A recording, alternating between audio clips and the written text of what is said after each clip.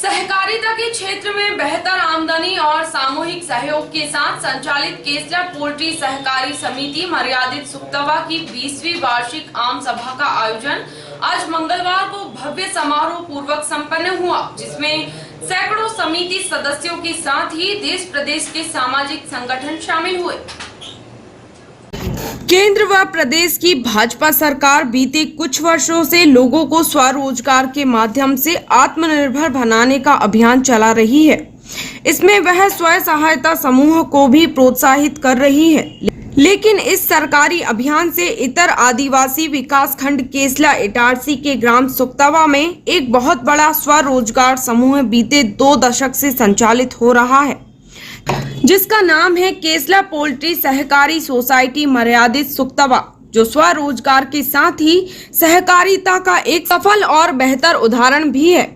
क्षेत्र के मूल निवासी यानी आदिवासी वर्ग के हजारों परिवारों की आजीविका इसी सहकारी सोसाइटी के तत्वावधान में होने वाले मुर्गी पालन से चल रही है। केसला पोल्ट्री सहकारी सोसाइटी की आज 28 सितंबर को 20वीं वार्षिक आम सभा का आयोजन किया गया, जिसमें देश प्रदेश के उन सभी व्यावसायिक एवं स्व सहायता समूह को सम्मानित किया गया जो केसला सहकारी सोसाइटी से मुर्गे क्रय करते हैं। इसके अलावा देश प्रदेश से आए सहकारिता विशेषज्ञों एवं प्रदेश के लोकप्रिय मीडिया ग्रुप डिजियाना न्यूज के स्थानीय संचालक कन्हैया गोस्वामी सहित इटारसी होशंगाबाद के पत्रकारों को भी पुष्पगुच्छ स्मृति चिन्ह प्रदान कर सम्मानित किया गया। जिला पत्रकार संघ के अध्यक्ष प्रमोद पगारे ने बतौर अतिथि के रूप में कार्यक्रम को संबोधित करते हुए केसला पोल्ट्री सोसाइटी के अंतर्गत कार्य करने वाली महिलाओं ने जहां स्वयं को संगठित बनाया, वहीं अपने परिवार की आर्थिक स्थिति को भी मजबूत कर अपने आने वाली पीढ़ी को शिक्षित किया। अगर उनको भारत का एक सभ्य नागरिक बनाने का कार्य किया है तो वो देश की इकलौती एक संस्था ही है केसला पोल्ट्री समिति, जिसने आदिवासियों के स्तर को ऊंचा उठाया। मैं कहना चाहता हूं आपसे कि 20-22 साल पहले आदिवासी समाज में इस जिले में पैदा होना एक दुर्भाग्य माना जाता था। क्या करती थी आदिवासी की बेटी? सुबह से उठ के रेत के ठेले पे चली जाए, रेत की ट्राली पे चली जाए, या खरबूज के डंगर बंगर में चली जाए, या वो आदिवासी की लड़की जंगल में महुआ बीनने चली जाए, या वो आदिवासी की लड़की कोदो कुटकी के काम में किसी के नौकरी पे चली जाए। ये होता था आदिवासी समाज में। फिर वन विभाग की तानाशाही अलग, राजस्व की अलग, अन्य विभागों की अलग अलग। ईश्वर ने कुछ कृपा करी, कुछ पढ़े लिखे नौजवान इस क्षेत्र में आए और उन्होंने ये तय किया कि आदिवासी के विकास के लिए हमको कुछ कार्य करना है। ये महिला नाकेदार के आगे नहीं झुकेगी, ये नाकेदार को मुर्गी नहीं देगी। किसी भी स्थिति में इनके शोषण से हमको मुक्त कराना है। ये जिले का हो या बैतूल का हो, कोई भी सोने चांदी का व्यापारी इन महिलाओं को मूर्ख नहीं बना सकता। एक बात मैं भूल गया था, ब्याज के कर्जे में ये महिलाएं इतनी दबी रहती थी, इनके परिवार इतने दबे रहते थे कि उसकी कल्पना करना बेकार। और मैं डॉक्टर डेका को एक बात की और बधाई देना चाहता हूँ। ये महिलाएं जो गांव-गांव में बूढ़र बना के काम करती हैं, इनके पतियों की शराबें छुड़वा दी और ये कहीं नहीं गए।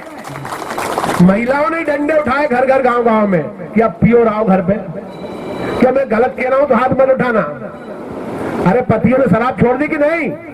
जोर से बोलो जरा, बोलो नर्मदा मैया की। सोसाइटी के अध्यक्ष श्रीमती कुंती धुर्वे ने अपने अध्यक्षीय प्रतिवेदन में बताया कि 10 महिलाओं को साथ लेकर शुरू हुई यह सोसाइटी आज पूरे प्रदेश में सहकारिता की पहचान बनी हुई है।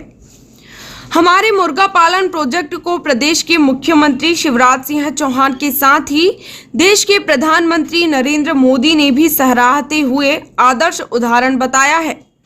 हमारी समिति में वर्तमान 1250 सदस्य हैं। योग से प्रगति की ओर बढ़ रही है। वित्तीय वर्ष 2020-21 में संस्था की विभिन्न गतिविधियां, उपलब्धियां और प्रगति का संक्षिप्त विवरण आप सबके अवलोकन और अनुमोदना निम्न अनुसार प्रस्तुत है। सदस्यता सहकारिता की गत वर्ष के अंत में कुल सदस्यता 1230 थी। इस वर्ष में 20 नए महिला सहकारिता की सदस्यता बनी और इस तरह सहकारिता की कुल सदस्यता 1250 हो गई है। कार्यक्रम के पश्चात इस विशाल सहकारी सोसाइटी के मुख्य प्रबंधक डॉक्टर हरे कृष्ण डेका ने सोसाइटी के उद्देश्यों से मीडिया को अवगत कराया। छोटा मुर्गी घर बनाते हैं जिसमें 400, 500 या 600, 700 इस प्रकार का मुर्गी पालन का काम करते हैं। शुरुआत में हम लोग 150-200 महिलाओं के साथ काम शुरू किया था 2001 में। केसला समिति कोऑपरेटिव सोसाइटी बनाए थे। आज इसमें लगभग 1200 महिला जुड़े हुए हैं और ये मध्य प्रदेश का सबसे बड़ा पोल्ट्री समिति है। मध्य प्रदेश का ही नहीं, ये देश का सबसे बड़ा पोल्ट्री समिति है और ये पूरा देश का पहला पोल्ट्री समिति है। आज इस समिति ने लगभग 2.5 से 3 लाख मुर्गा प्रति माह उत्पादन करते हैं और लगभग 35 से 40 करोड़ का धंधा करते हैं और इसके माध्यम से 1100-1200 जो आदिवासी परिवार इसके साथ जुड़े हुए हैं और इसमें जो कार्यकर्ता लोग हैं लगभग 100 कार्यकर्ता लोग हैं, वो लोग भी इसी क्षेत्र का ही, इसी महिलाओं का घर परिवार से है। ये सभी को इससे रोजगार प्राप्त हुआ है। काल में एक्चुअली 2019-20 में नुकसानी हुआ था क्योंकि कोरोना काल में जो लॉकडाउन हुआ था, लॉकडाउन से इन लोगों को नुकसानी नहीं हुआ, लॉकडाउन से पहले ही नुकसानी हुआ है। जो भ्रामक प्रसार चला था कि मुर्गी खाने से, ब्रॉयलर के माध्यम से कोरोना होता है, उसके कारण मुर्गी पालन लगभग बंद हो गया था, मुर्गी बिकना बंद हो गया था और जो मुर्गा 80-90 रुपया में उत्पादन होता था और 90-100 रुपया में बिकता था, 100-110 रुपया में, वो 1 रुपया में भी कोई खरीदने के लिए तैयार नहीं था। तो इसीलिए इन लोगों को, इस समिति को भी करीबन 1.5 से 2 लाख मुर्गी को नष्ट करना पड़ा और काफी मुर्गी को सस्ता रेट में 2 रुपया 5 रुपया किलो ये लोग बिक्री किया हो गया। मांग काफी बढ़ गया और बाजार में भारी स्कैरसिटी हो गया, कमी हो गया और जिसके कारण इन लोगों को काफी एडवांटेज मिला और ये लोग बहुत हद तक आज का दिन में अपना नुकसानी को भरपाई कर चुके हैं और ऐसा ही चलते रहेंगे। हमारा उम्मीद है आने वाला 1 साल में ये लोग जितना नुकसानी किया था वो पूरा भरपाई कर लेंगे। उपरोक्त पोल्ट्री सहकारी सोसाइटी बोर्ड की 2 मुख्य सदस्य श्रीमती फूलवती बाई एवं सुशीला बाई सरपंच दोड़ी झुनकर ने भी मीडिया से चर्चा करते हुए कहा कि केसला अंचल के हजारों परिवारों का भाग्य बदला है इस सोसाइटी ने। सर पहले हमारे छोटे छोटे बच्चे रहते थे तो हम घर में छोड़ देते थे और बाहर जाते थे काम करने के लिए, क्योंकि हम स्थायी नहीं रह पाते थे। कमा खिलाते थे, खाते थे, नहीं तो भूखे भी रहते थे। किसी दिन रेत भरने का काम करते थे, कभी 10 रुपये कभी 5 रुपये कमाते थे। जब मैं 1997 से मुर्गी पालन का काम करती हूँ, तो जब से मेरे 6 बेटा हैं, मैंने सभी मुर्गी पालन से पढ़ाई है, लिखाई है। मेरे पास खेती बाड़ी तो नहीं है, मैंने मैं पहले 300 का सेट था, मैंने फिर बढ़ाई 500 का 800 मुर्गी पालन करती हूँ और आज मैंने एक बहू मेरी 500 का सेट दे दी, मैं 300 पालती हूँ। तो मुर्गी पालने से हमको बहुत फायदा, हम स्थान रहने लगे, हमारे बच्चे पढ़ने लगे और स्थायी हम घर में खाना पीना खाने लगे।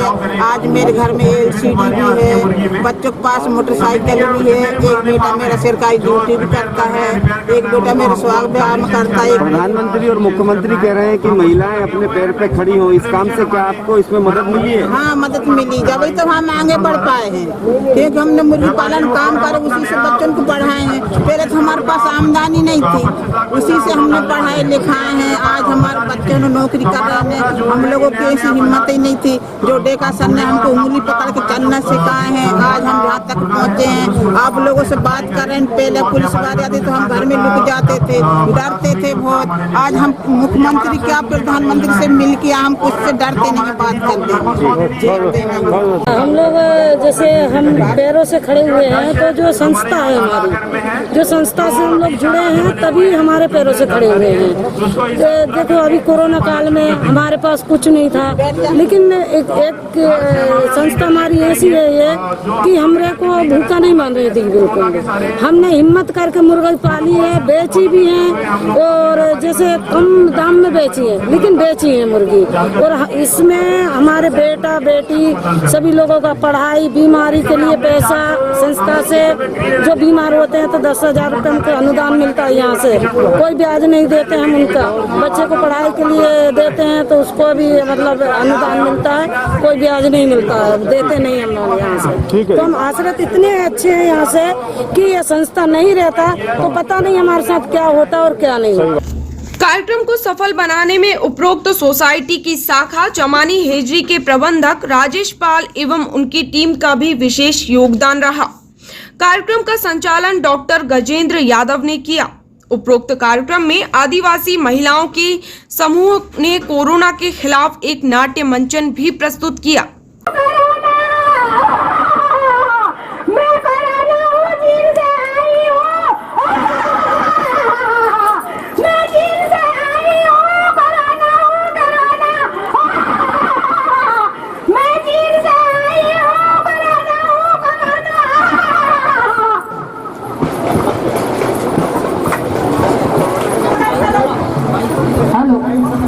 अरे फूलवती भाई, हाँ भाई, अरे तो सरोज भाई ये कहाँ हो गया, ऐसे क्या कर रही है? अरे भाई बच्चे पढ़ाती है, चढ़ाती है, तो मेरे को टेंशन हो गई भाई, मेरे को दिमाग सनक को। अच्छा। दिमाग सनक गई सरोज भाई, जान ना पाए उसको सदमा कितना लग गए होएंगे, उसके बच्चे पढ़ा दिए इसलिए। जैसे क्यों कर रहे सरोज भाई, हाथ उनको बार बार हाथ में ना हो। हाथ में हाथ साफ कर रही है। मैं कोरोना नाम की एक बीमारी है तो आधे घंटा में हर घंटा में साबुन से हाथ साफ कर रही हूँ मैं। उपरोक्त वार्षिक समारोह में समिति की सभी सदस्याएं अपने परिवार सहित शामिल हुई थी। अनेक आदिवासी युवतियों ने अपना पारंपरिक सुंदर श्रृंगार किया जो आकर्षण का केंद्र बना।